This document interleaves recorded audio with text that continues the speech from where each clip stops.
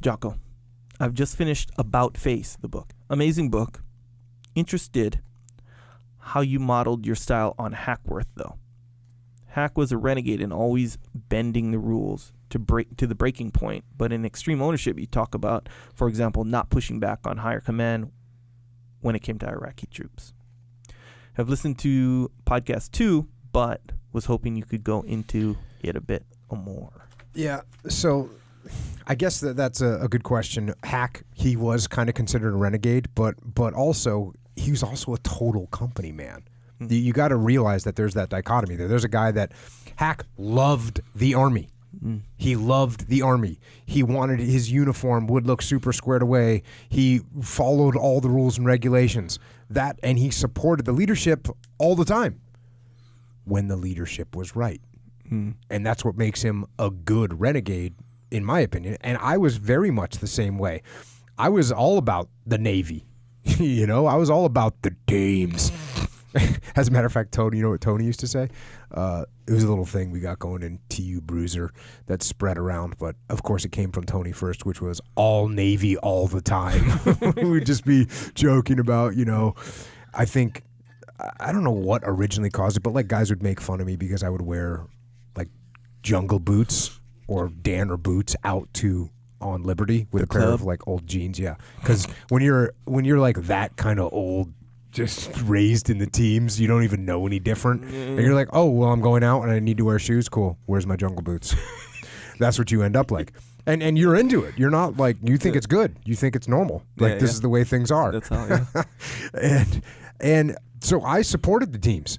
And Hack supported the Army, of course. But this is the thing. If the leadership was wrong or there was something being passed down that was wrong, and it was a big wrong. Like if it was little, I wouldn't be like, oh, man, this is crap. They're making us wear a different pair of shorts now. Because, like, that would happen. Like, some new commanding officer would come in and change something, right? Yeah.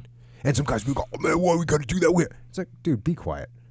Just be quiet. Yeah. They're giving you new shorts. Wear the new shorts. Yeah. They're telling us we can't wear baseball hats anymore. Cool, don't wear baseball hats. Yeah. And some guys would go, man, who cares? It's like, I don't care what I'm wearing on my head, Like, oh, you want to issue us different ball caps? Fine, whatever. Mm-hmm.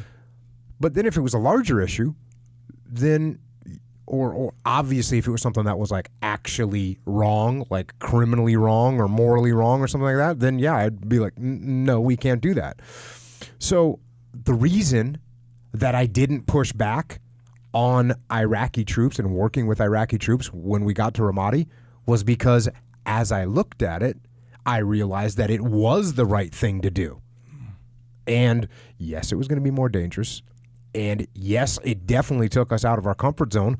But as I explained in Extreme Ownership, if we didn't train those people up, if we didn't train the Iraqi soldiers and take them out and get them fighting and get them squared away on the battlefield, then Americans would have been doing it forever. So it was the correct call, was to do that. Now, I've talked about the same thing when they told us a ratio. They gave us a ratio of how many Iraqis we had to have. For every one Iraqi, we had to have, I forget what the number was, 7, or for every one SEAL, we had to have 7 Iraqi soldiers. They said that. Something like that. I forget what the numbers were. And I said, that doesn't make sense to us, because sometimes we only have 10 guys to go out, and there's no way I'm sending only one SEAL with 10 Iraqi soldiers. Not doing it. Need a corpsman, need a radioman, need a machine gunner, need a leader. Like that's what I need.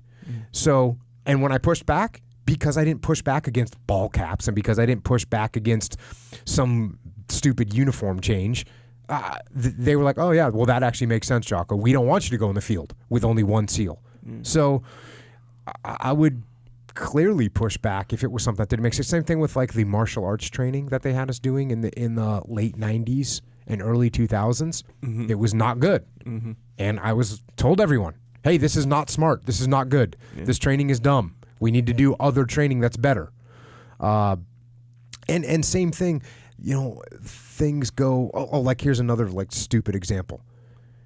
They wouldn't want to issue a platoon the radios you were going to take on deployment because they didn't want you to break them or whatever. And so they'd issue not enough radios for everyone, and so now everyone doesn't know how to operate the radios, and you're basically operationally testing the radios while you're going through your workup. So I said, hey, this is garbage. Issue everyone radios. Right. If that's how we operate, that's how we need to train. Gotcha. So in the training, they wouldn't issue the radios. Yeah, there was like a time period where we were low on radios, and they said, we're going to keep these radios for deployment, and that doesn't make sense. Yeah, I got a good idea. Buy more radios. Yeah. So, those were things I'd push back on. And you were always pushing back on the type of training that was going to happen and how you're going to run the training. So when it made sense to push back, I pushed back, just like Hackworth did. Now, Hackworth did it on a massive scale because he eventually pushed back on the way the war in Vietnam was being run. And had I been smart enough, and the war didn't take the shift that it took, and we didn't move towards counterinsurgency, and we didn't make those adjustments that Colonel McFarland implemented in Ramadi, maybe, I doubt it, maybe I would have been smart enough to say, hey, we're not running this war right. We need to do something different and run up the chain of command. But at the time, Colonel McFarland made great decisions. He had a great plan, a great strategy, so I was 100% on board. But if, Hackworth, that didn't happen. They were not fighting correctly against the Vietnamese. And they were taking massive casualties for a hill that 2 days later they've given back. And so he was saying, what are you doing? And the other thing, when he took over the hardcore battalion, they were fighting for months. And they had literally killed almost no enemy. I think it was zero. I think it was actually zero enemy, and yet they had taken all kinds of casualties themselves. And so he's saying, wait, this is wrong. Yeah. This is wrong. So I think that's what being a leader is. You support the stuff. You support the command. Yes, of course you support the command when it makes sense, and as long as it makes sense. And normally it's going to make sense. You know what I mean? Normally it's going to make sense. It's not like the admirals and the generals are saying, hey, how can we lose this war? Let's come up with a stupid strategy. No, they're doing the best they can.